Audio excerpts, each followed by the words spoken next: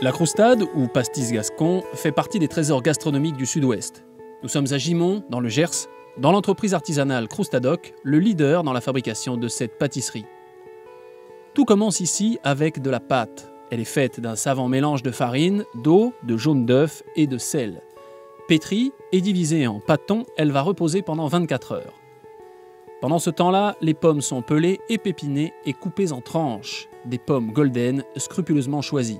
Oui, tout à fait. Donc s'il y en a une qui est abîmée, qui n'est pas jolie, je ne la mets pas. Ou si elle est pourrie, je ne la mets pas.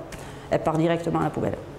Une fois passée au laminoir, la pâte est déposée sur de grandes tables pour une opération appelée l'étirage. C'est une technique toute particulière de glissement et de lissage délicat. Les croustadières arrivent à étirer la pâte à moins d'un dixième de millimètre d'épaisseur. J'étire d'abord un côté de la table. Ensuite, je vais passer de l'autre côté pour éviter que ça casse dans les angles. J'essaie de bien faire venir ma pâte du milieu de la table pour éviter qu'elle soit épaisse. Je fais la même chose que de l'autre côté. Je passe ma main en essayant de ne pas casser la pâte. Ensuite, je commence les extrémités de la table